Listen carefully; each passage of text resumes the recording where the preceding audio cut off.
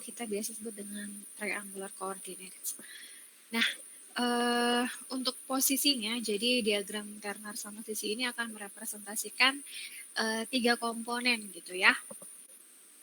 Nah, untuk aturan Gibbs gitu ya, yang ditentukan oleh Gibbs itu sebenarnya A itu ada di atas, kemudian B ada di samping kiri, C itu di samping kanan gitu ya. Tapi seiring berjalannya waktu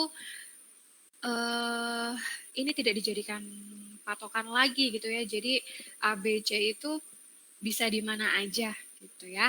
Namun aturan posisi yang umum itu solusinya ada di vertex yang atas atau puncak yang atas. Kemudian ada diluent dan solvent. Diluent dan solvent itu bisa tukeran ya. Kadang diluentnya yang di kiri, kadang solventnya yang di kiri. Gitu ya. Jadi harus cermat melihatnya. Oke, kemudian ini kita sudah diskusi kemarin ya bahwa setiap vertex atau sudut dari diagram Turner itu merepresentasikan komponen murni. Vertex yang atas berarti merepresentasikan komponen aseton murni 100%. Begitu juga dengan sudut-sudut yang lain. Kemudian dari sudut tadi ya kita berbicara terkait dengan base atau sisinya. Setiap base atau sisi itu merepresentasikan campuran biner dari dua komponen yang berdekatan. Untuk base yang ini berarti merepresentasikan campuran aseton dan water. Begitu juga sisi yang lainnya.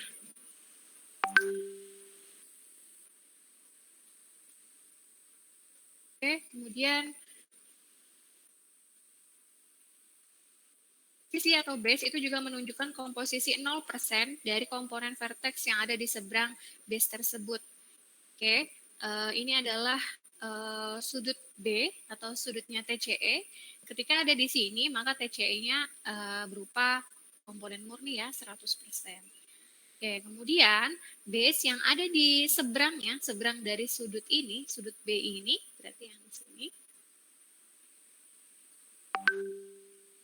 itu menunjukkan 0% TCE. Jadi berkebalikannya gitu ya. Oke, berarti base yang sebelah sini itu adalah 0% air.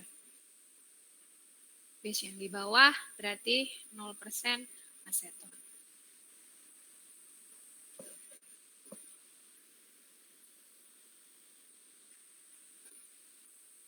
Oke, ini kemarin sudah ya.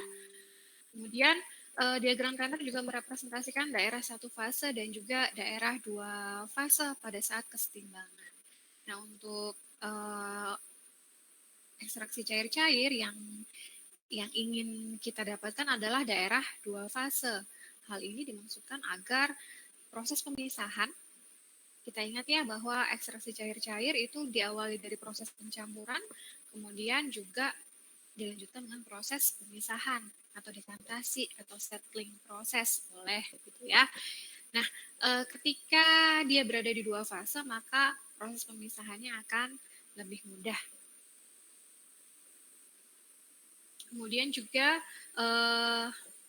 daerah satu fase dan juga dua fase ini dibedakan atau dipisahkan oleh kurva lengkung atau kurva kesetimbangan boleh, atau envelope phase boleh.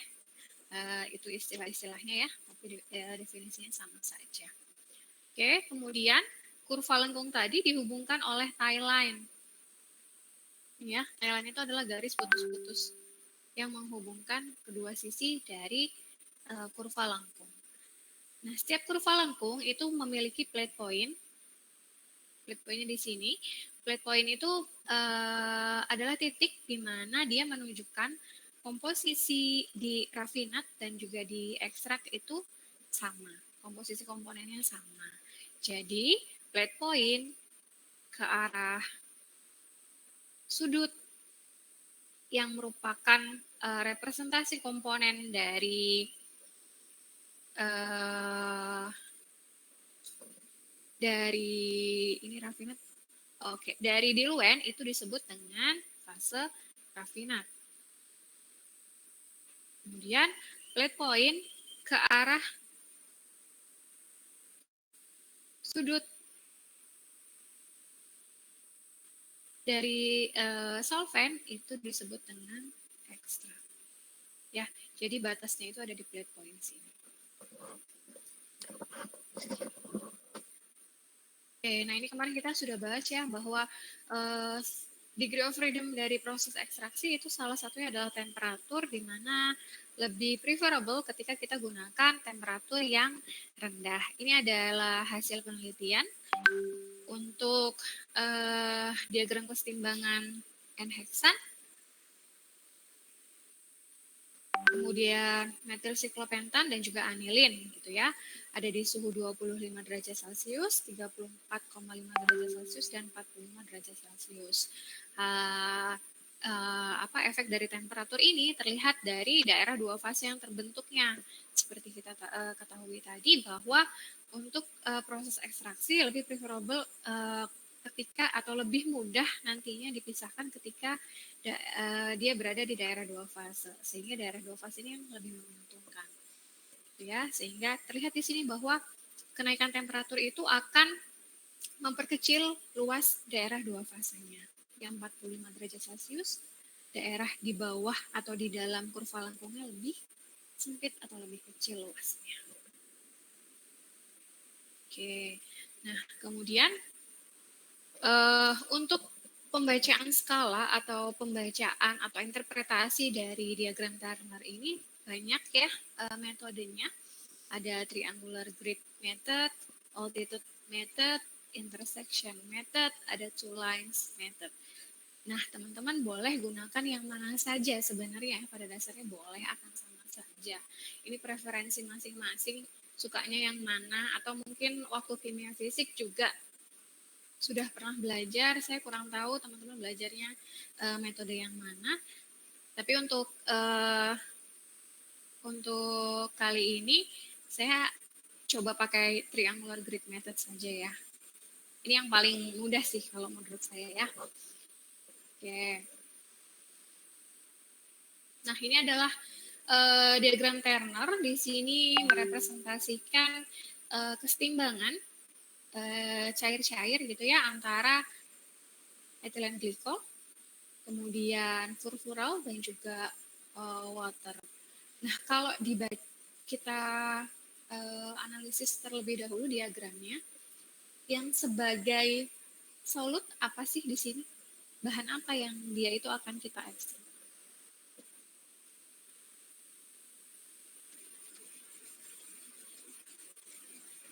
Ethylene glycol, Bu. Ethylene glycol ya. Oke, sip. Ethylene glycol yang sebagai solut. Kemudian solvennya apa? Solvennya air. Solvennya? Furfural, Bu. Air Bu, solven.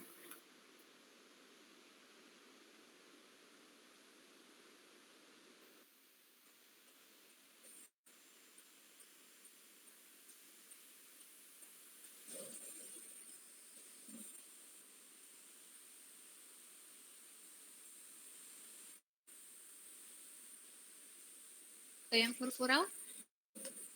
Bisa menebak bahwa solvennya furfural dari mana?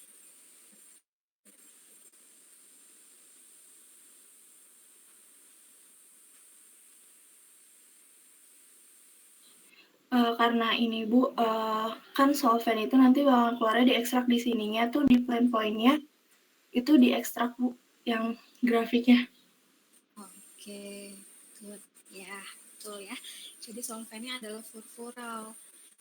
Kok tahu gimana caranya gitu ya? Seperti tadi aturan empirisnya diagram Turner ya, bahwa kurva lengkung itu akan dipisahkan oleh plate point ya sebagai titik pemisahnya. Dari plate point menuju sudut atau vertex yang merupakan solvent itu adalah sebagai ekstrak.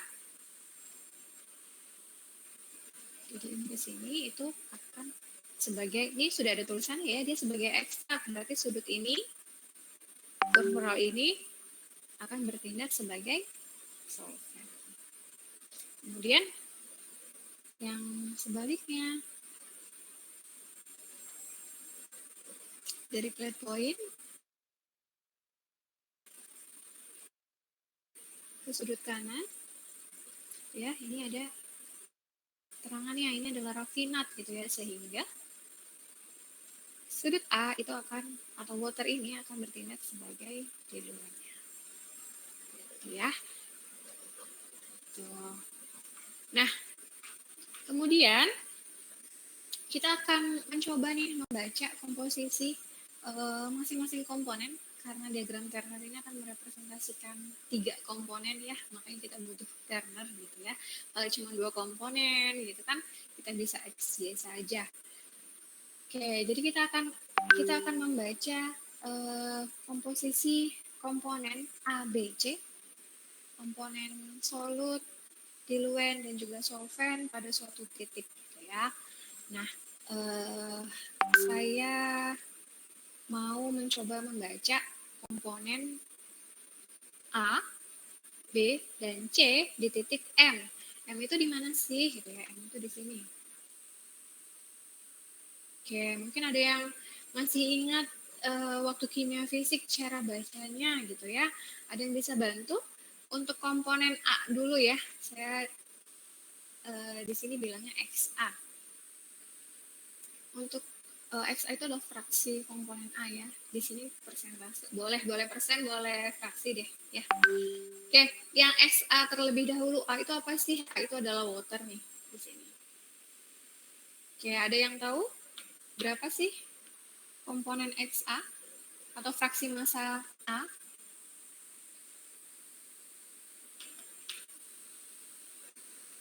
Yang bisa bantu?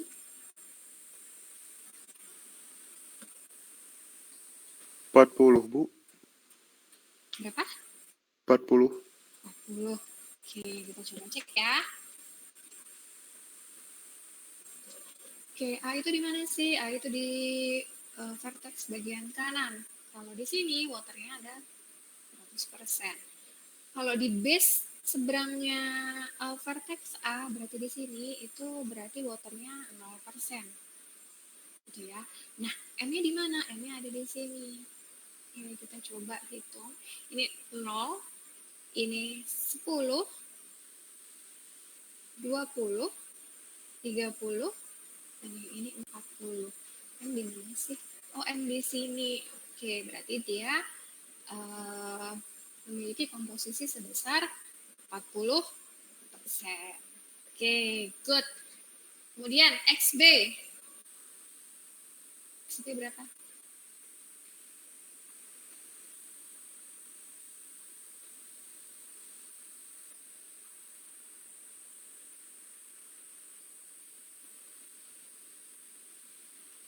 B itu adalah ethylene glycol, ada di atas.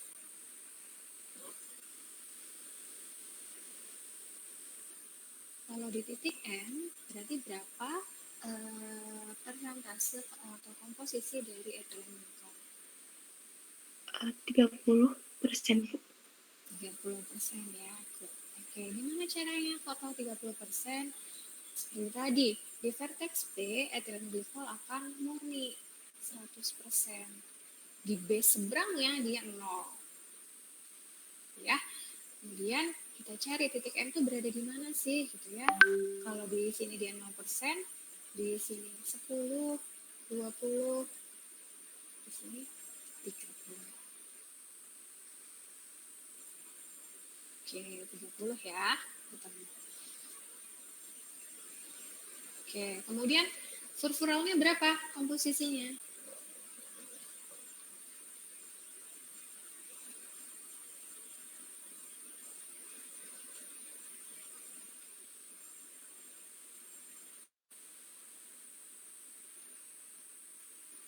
Bu. 30. Oke, nah teman-teman kalau misalkan sudah punya 2 komponen ya, sudah punya 2 komponen, mudah saja ya nyari satunya karena kembali ke base rule atau aturan pasak ya, bahwa total fraksi komponen, fraksi massa komponen itu harus sama dengan 1, atau kalau mau persentase berarti harus sama dengan 100% gitu ya. Jadi kalau teman-teman sudah dapat 2 komponen, yang komponen ketiga ini boleh dihitung saja. Jadi di sini berarti 100 dikurangi 40 dikurangi 30 sama dengan 30.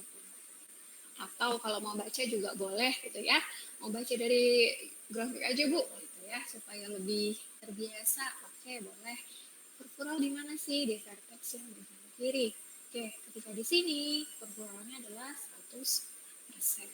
Di base seberangnya kurvuralnya adalah 0%. Kemudian semakin mendekati di sini 10%. Kemudian di sini 20%. Dan di sini 30%. Gitu ya. Oke, sampai di sini apakah bisa diikuti? Bisa, Bu. Oke, saya.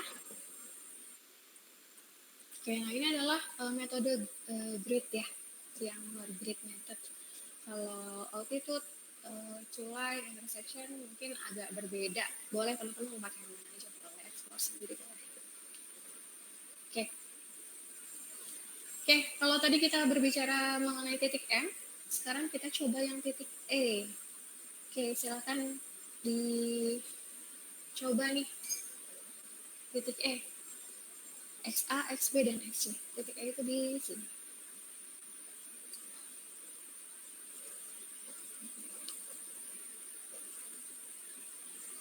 Berapa XA-nya?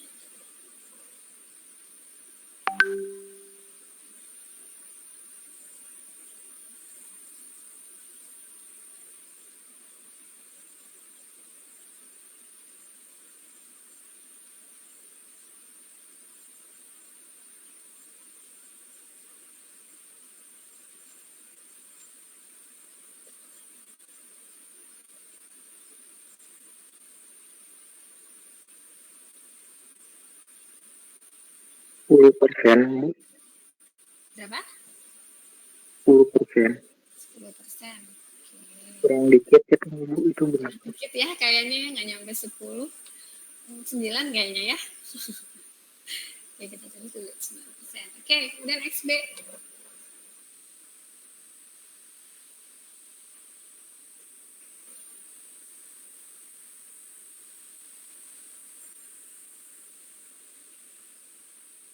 Empat 44 atau 45, Bu?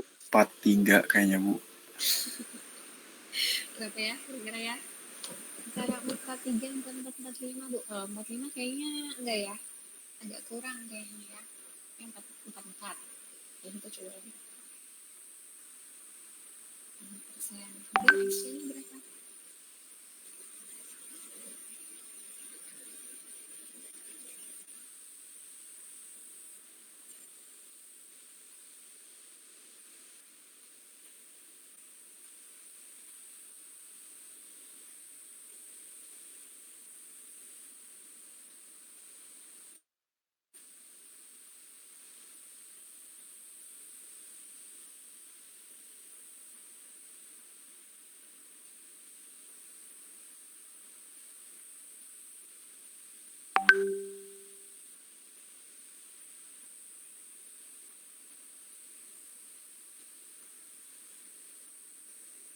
XC-nya berapa?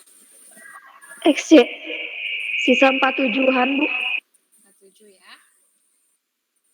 47%. Oke, nah dari sini teman-teman apa yang teman-teman sadari kira-kira kekurangan diagram ini atau tabel ini?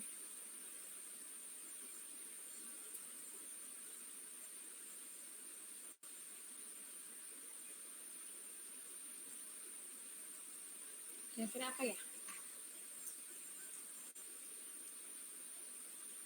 Tadi ada yang bisa menebak mungkin 43 Bu, atau 44, atau 45 gitu ya.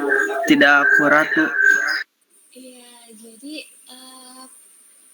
sangat lumayan apa ya namanya, lumayan subjektif gitu ya. Jadi karena intervalnya itu besar, kalau kita dapat titik di mana dia itu di apa namanya, di garis gitu ya, ketika di garis itu akan mudah di garis di sini misalkan di titik apa namanya titik intersection point ya dari dua garis itu akan mudah. Tapi kalau misalkan di tengah-tengah gitu ya, itu akan harus diperlukan kejelian untuk membacanya gitu ya. Tapi ada juga sebenarnya diagram Turner yang dia itu gridnya atau garis-garisnya itu skalanya lebih kecil. Ini kan intermittennya 10 ya. Dari sini itu kan intermittennya 10, 30, 40, 10. Ada juga yang dia itu intermittennya cuma 2. Jadi akan lebih teliti lagi gitu ya dalam pembacaan. Oke, sampai di sini masih ada yang bingung cara bacanya? Ada yang mau ditanyakan? Baik Bu, mungkin masih berpikir tapi udah lumayan bisa Bu. Terkait ini Bu, paling audio kata teman-teman, audio Ibu kecil suaranya. Oh gitu, semuanya atau sebagian saja? Semuanya Bu. Oh kecil ya? Oke, bentar saya ganti handsfree dulu.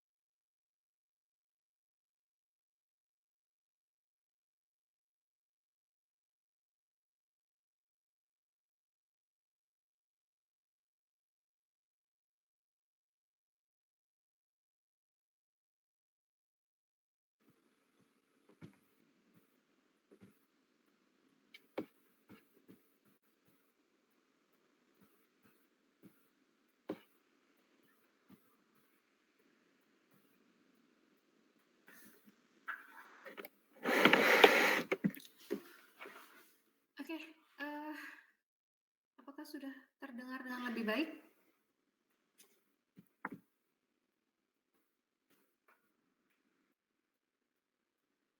Halo? Sudah Bu. Oke, thank you ya infonya ya. Oke, untuk pembacaan diagram Turner sudah mulai terbayang ya, teman-teman ya?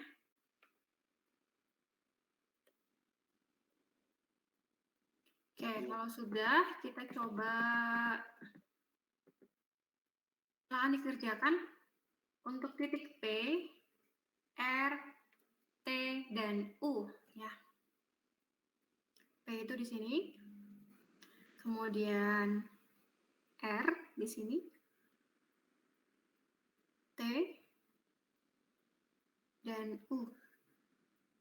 Oke, silakan dicari komposisi komponen A, B, C di 4 titik tersebut.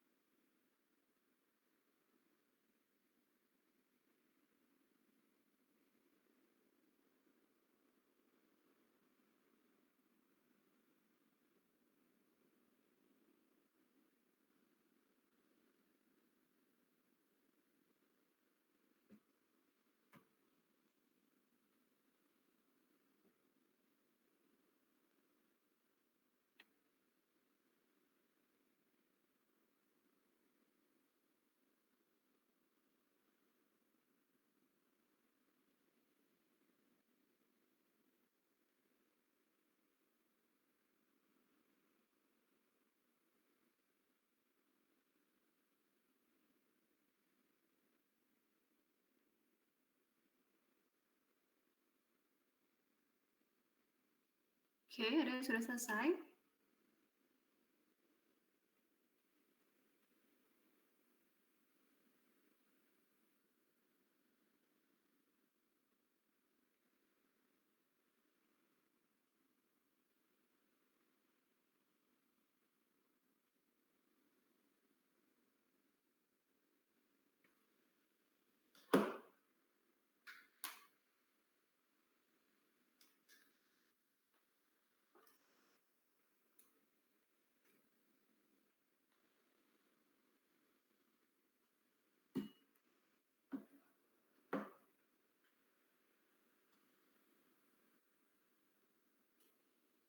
Oke, yang titik P saja dulu. XA-nya berapa?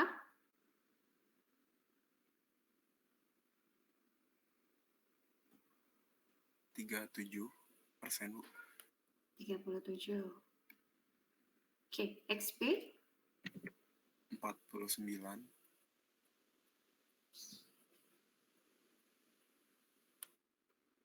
XP 49.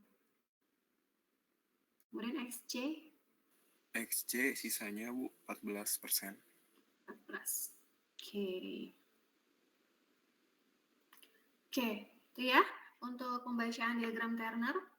Silakan yang untuk titik R, T, dan U buat tugas saja. Ya, kita kumpulkan di hari Rabu minggu depan ya. Ibu, Ya, maaf Bu, saya tadi datanya agak telat, bisa terpotong itu penjelasannya bisa diulangin enggak Bu? gimana? Sorry. Saya tadi masuknya telat, saya salah baca bilangnya jam 2, ternyata udah mulai pas waktu saya udah masuk. Bisa tolong dijelasin itu cara bacanya lagi Bu? Oke. Oke, kita bahas yang mana ya? Yang T aja ya. Yang T aja ya. Oke. Bahas yang itu, Ibu. Ya. Bahas aja yang titik P, Bu. Yang titik P aja, titik P aja. Oh, yang titik P. Oke. Oke, kita akan lihat komposisi komponen A, B, C di titik P. Titik P itu di mana sih gitu ya? Titik P itu di plate point nih di sini. Oke, kita akan baca komponen A, B, dan C-nya. Oke, untuk yang pertama XA dulu ya. A di sini adalah water. Ketika di sini, di vertexnya ini, ingat ya bahwa di setiap sudut itu merepresentasikan komposisi murni dari komponen tersebut, gitu ya.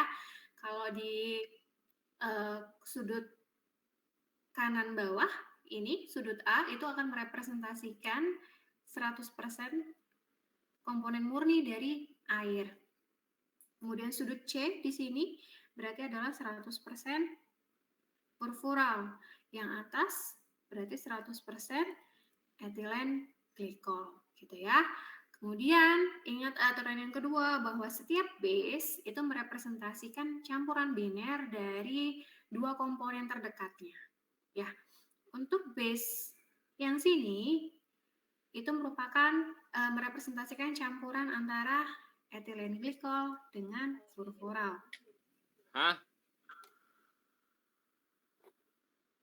Kemudian base yang sini berarti antara etilen glikol dan air.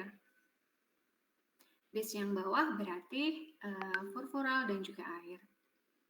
Oke, kemudian setiap base atau setiap sisi itu merepresentasikan komposisi sebesar 0% atau fraksi massa, boleh fraksi massanya adalah 0 dari vertex di seberangnya. Kalau di sini airnya 100%, maka di base seberangnya di sini airnya itu 0%. Oke. Gitu ya. Kemudian untuk furfural ada di vertex bagian kiri. Ketika di vertex dia komposisinya adalah 100% murni ya. Nah, kita tarik ke base seberangnya. Maka ketika dia berada di base seberang vertex, komposisinya adalah 0%. Dan komposisi ini akan semakin meningkat, semakin dekat vertex akan semakin meningkat, gitu ya. Oke, sampai sini bisa dipahami ya? Tadi Daniel ya? Bisa, Bu. Oke. Saya hapus dulu semuanya. Oke, kemudian kita mau cari di titik P. Titik P di sini untuk XA, vertexnya di sini, berarti kita hitung saja. Di sini 0, sini 10, di sini 20, di sini 30, di sini 40. Oke, dia berada di antara garis 30 dan juga 40 gitu ya, tapi tidak berada di tengah nih, agak lebih condong ke 40 sedikit gitu ya. Kemudian kita estimasi sekitar 37. Ya, jadi ditarik garisnya nih.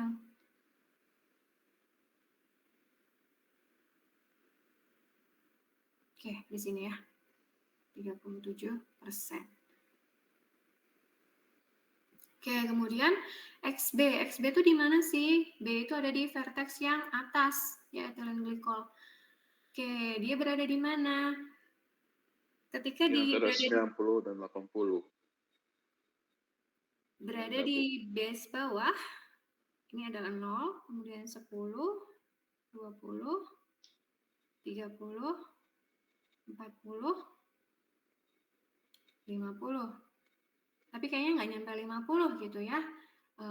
Kurang sedikit. Jadi kira-kira dia berada di 49%. Nah, kalau sudah dapat dua komponen, komponen ketiganya balikan lagi ke Peirce rule bahwa semua komposisi, total komposisi atau fraksi massa total itu harus sama dengan 1. Kalau dalam persentase berarti adalah 100. Gitu ya, sehingga XC kita bisa cari 100% dikurangi 49 dikurangi 37. Berarti sekitar 14 ya, 14%. Begitu, Daniel bisa diikuti? Carinya boleh random, bisa yang mana aja, nggak harus XA kan Bu, atau harus mulai dari XA? Apanya? Itu yang cari komponen-komponennya, bisa mulai dari XC terus ke XP, sampai 100% kuranginya total. Boleh. Boleh yang mana aja. Boleh dari XC dulu, XB dulu, boleh. Terserah saja. Terima kasih Ibu. Oke, sama-sama. Gitu ya teman-teman ya. Nah untuk titik R, T, U, silakan dikerjakan sebagai tugas saja ya, sebagai PR saja ya. Ditambah sama ini ya, MNOPRS. Oke, nanti hari Rabu kita akan lihat sama-sama. Dikumpulkan ya. Oke, untuk pembacaan skala Turner bisa diikuti ya? Bisa Ibu. Bisa, Bu. Oke, kalau bisa kita lanjut ke diagram Turner yang siku-siku. Nah, tadi kalau diagram Turner sama sisi, kita agak gimana ya? Agak butuh ketelitian yang ekstra tinggi untuk mendapatkan atau untuk bisa membaca hasil yang pas gitu ya, sehingga itu tuh disinyalir sebagai kesulitan tersendiri atau kekurangan tersendiri dari diagram Turner sama sisi gitu ya. Oke, ternyata kita punya opsi dengan menggunakan diagram Turner segitiga siku-siku atau rectangular coordinates. Nah, biasanya diagram Turner segitiga siku-siku itu kita gunakan bersamaan dengan diagram XY. Diagram XY-nya McCabe ya, McCabe-Thiele. Teman-teman saya rasa sudah sangat familiar karena dipakai juga di distilasi ya. Oke, nah untuk diagram Turner segitiga siku-siku, yang ini ya, yang atas, yang bagian atas, sama, jadi ada kurva lengkung di situ ya, untuk memisahkan daerah dua fasa dan satu fasanya. Oke, yang berada di dalam kurva lengkung itu adalah dua fasa. Kemudian yang di luar daerah satu fasa.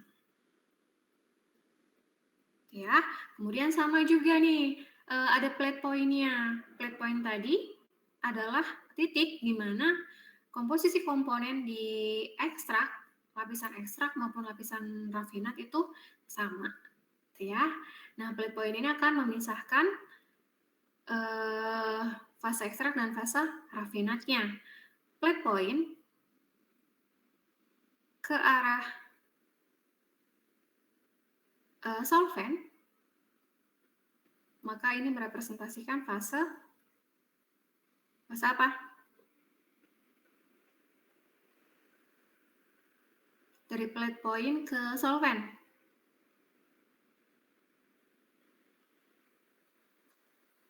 Fase apa? Ekstrak, Bu. Ekstrak, ya. Kemudian dari plate point ke diluent, ini merepresentasikan fase rafinatnya.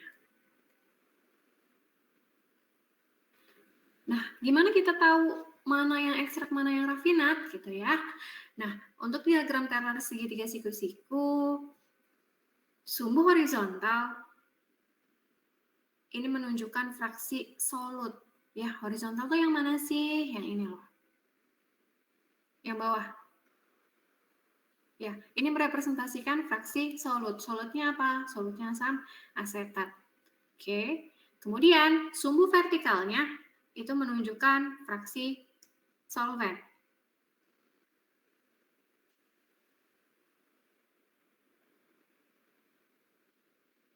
Nah, ini itu menunjukkan solvent. Berarti ether ini sebagai solvent. Asam asetatnya sebagai solut. Gitu ya. Diluennya mana gitu ya? Diluennya mana? Diluennya di sini. Oke. Gitu. Nah, pada sumbu horizontal ini menunjukkan fraksi solut, di mana fraksi massa solut di fase ekstrak itu biasanya dianotasikan sebagai YA. Fraksi massa solut di fase rafinat itu dianotasikan sebagai XA. Begitu juga dengan solvent. Fraksi massa solvent di fase ekstrak dia dianotasikan sebagai YC. Dan fraksi massa solvent di fase rafinat dianotasikan sebagai XC. Oke, dibaca pelan-pelan dulu ya. Jadi untuk anotasi ekstrak itu biasanya menggunakan Y. Kalau komponen A diekstrak berarti YA, komponen C diekstrak berarti YC. Begitu juga dengan diluent, komponen B diekstrak berarti YB. Gitu ya. Sedangkan untuk di fase rafinat itu dianotasikan dengan huruf X. Begitu. Oke. Nah, untuk sumbu horizontal tadi kita berbicara terkait dengan solut ya, merepresentasikan fraksi massa atau persentase dari solut. Sedangkan untuk sumbu vertikal itu menunjukkan fraksi massa dari solvent. Nah, fraksi massa diluennya gimana? Fraksi massa diluennya seperti biasa. Kalau kita sudah punya komposisi atau fraksi massa dari dua komponen, yang satunya gitu ya, dalam hal ini adalah diluent, mengikuti base rule. Ya, kalau untuk rafinat berarti XA ditambah XB ditambah XC sama dengan 1. XA kita bisa baca dari kurva. XC kita bisa baca dari kurva di sumbu vertikalnya. XA di sumbu horizontalnya. Sehingga kita bisa cari XB-nya. Begitu juga dengan fase ekstrak ya. YA kita bisa dapatkan dari kurva, YC kita bisa dapatkan dari kurva, sehingga kita bisa cari YB-nya. Oke, gitu ya. Nah, kemudian ada diagram XY di situ atau diagram McCabe di situ. Yang ini yang bawah ya. Seperti biasa, diagram McCabe itu terdiri merepresentasikan garis 45 derajat. 45 derajat itu ketika XA sama dengan YA. Gitu ya. XA itu apa sih? Gitu ya. XA itu adalah fraksi solut di fase rafinat. Ya. Itu di sumbu horizontalnya. Ini adalah XA. Kemudian di sumbu vertikalnya itu merepresentasikan fraksi massa solut di fase ekstrak. Itu ya kesetimbangannya. disebut dengan equilibrium line atau garis kesetimbangan.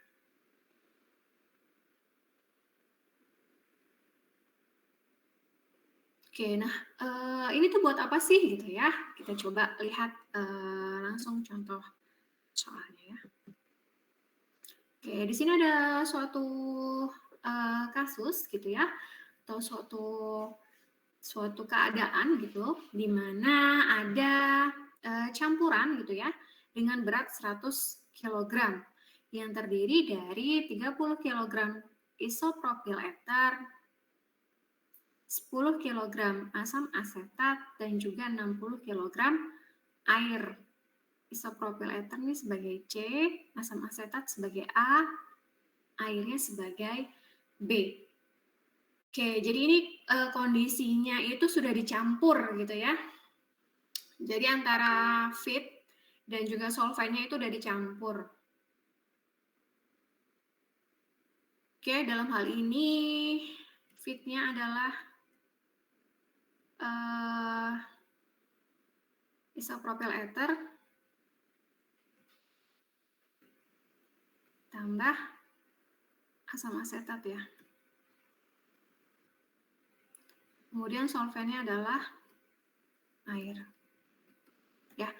Nah, ini tuh sudah dalam keadaan dicampur. Seperti kita diskusikan kemarin, tahapannya jelas bahwa tahapan yang pertama adalah tahapan pencampuran, tahapan kedua baru tahapan pemisahan. Ya, nah ini sudah dalam keadaan dicampur, berat totalnya adalah 100 kg, isopropyl ethernya 30 kg, asam asetatnya 10 kg, dan juga airnya 60 kg. Berada pada kesetimbangan. Yang kemudian nantinya akan terpisah menjadi dua fase yang juga berada dalam keadaan seimbang. Nah, berapa komposisi kedua fase tersebut pada keadaan seimbang gitu ya? Maksudnya dua fase ini adalah fase ekstrak dan juga fase rafinat. Oke.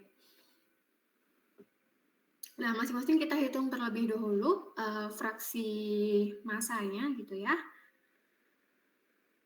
Oke, untuk titik pencampuran kita anotasikan di sini adalah H. Untuk H, XA itu adalah fraksi massa dari asam asetat ya. Asam asetat beratnya adalah 10 per totalnya. Berat totalnya 100. Berarti XA-nya adalah 0,1.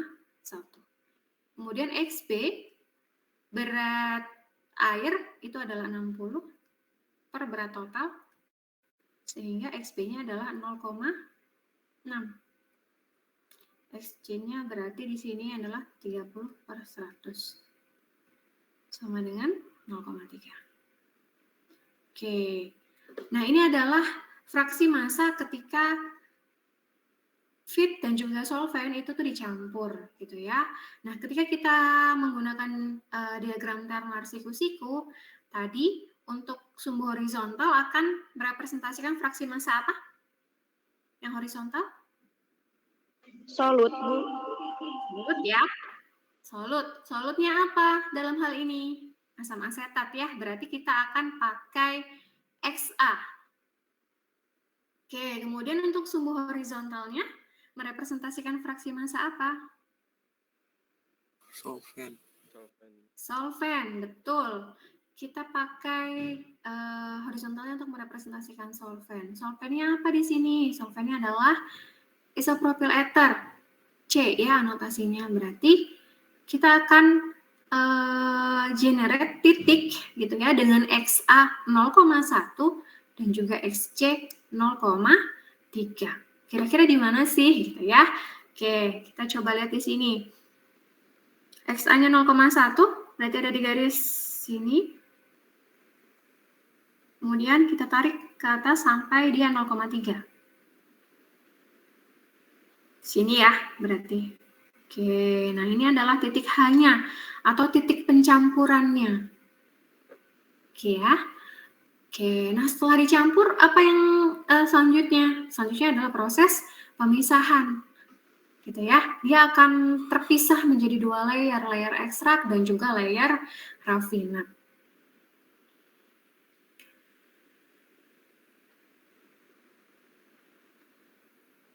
Oke, untuk Ibu izin, ya, untuk horizontal itu solut dan untuk vertikal itu solvent. ya, betul.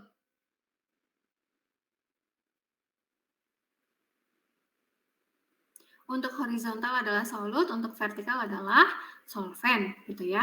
Oke, kemudian kita punya titik H ya, sudah punya titik H atau titik pencampuran. Setelah dicampur, dia akan masuk ke proses yang kedua, yaitu proses pemisahan, gitu ya. Nah, bagaimana caranya? Silahkan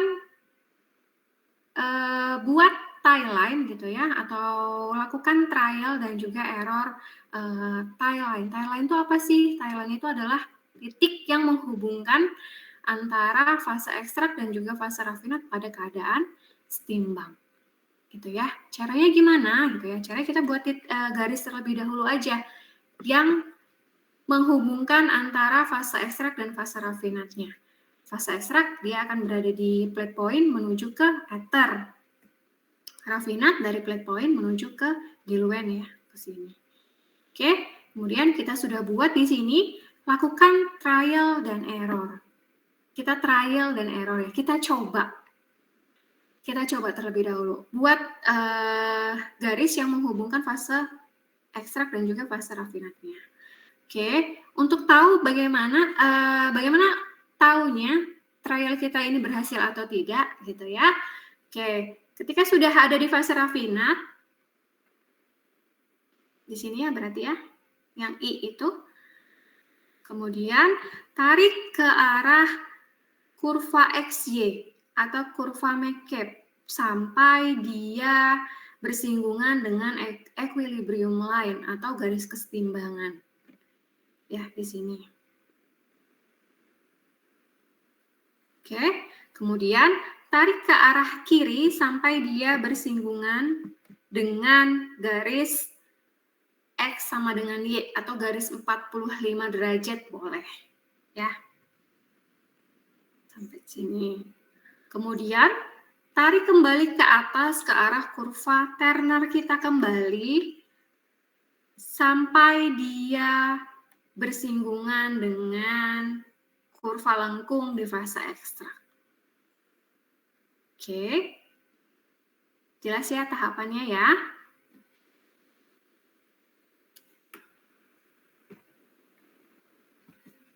Dari fase kita buat dulu tadi garis yang menghubungkan antara fase ekstrak dan juga fase rafinat. Kalau sudah, kemudian kita tarik dia ke arah grafik McCabe sampai dia bersinggungan dengan garis kesetimbangan. Kemudian tarik ke arah kiri sampai bersinggungan dengan kurva 45. Kemudian tarik kembali ke atas.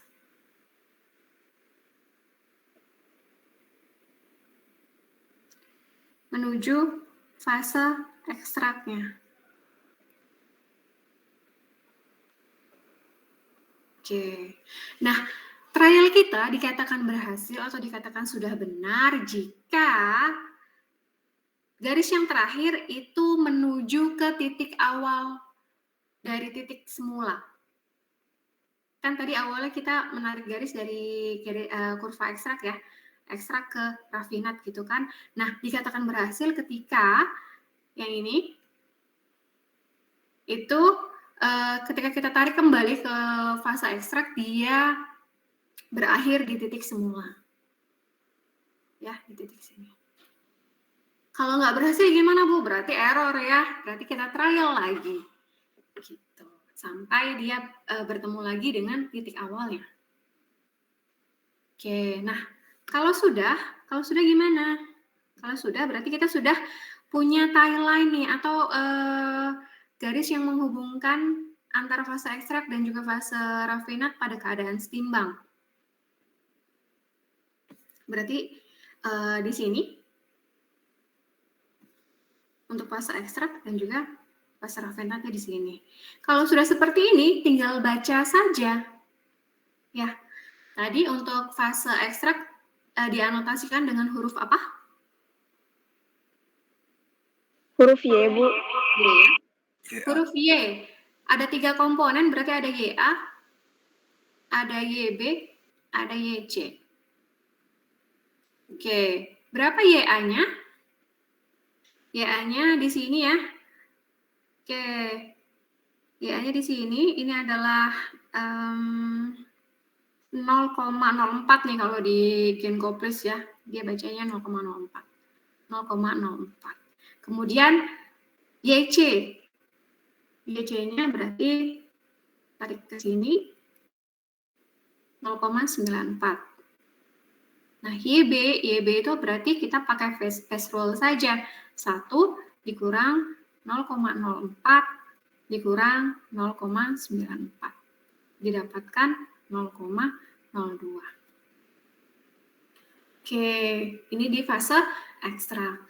Bagaimana di fase rafinat? Berarti tinggal kita baca kembali. XA, XB, XC. Oke, fase rafinat berarti kita lihat yang titik I ya. Titik I berapa di situ XA-nya? 0,12 ya. Oh, di sini 0,12. 0,1 lewat sedikit. Oke, kemudian XC-nya 0,02. Sehingga XP adalah 1 dikurang 0,12 dikurang 0,02. Kita dapatkan 0,86. Nah, ini adalah komposisi komponen A, B, C di fase ekstrak dan juga di fase rafinat. Begitu. Oke, sampai di sini bisa diikuti ya.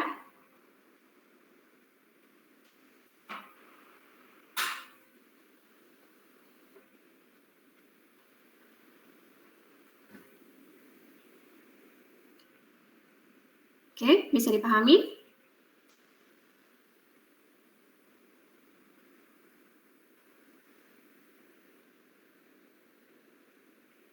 Bisa, Bu. Oke, begitu teman-teman kira-kira untuk materi pada minggu pertama ya. Jadi kita sudah berdiskusi mengenai apa sih sebenarnya proses ekstraksi itu gitu ya. Kemudian beberapa aplikasinya di industri juga. Kemudian kita juga sudah belajar terkait dengan kesetimbangan, hubungan kesetimbangan ketika terjadi atau berlangsungnya proses ekstraksi cair-cair.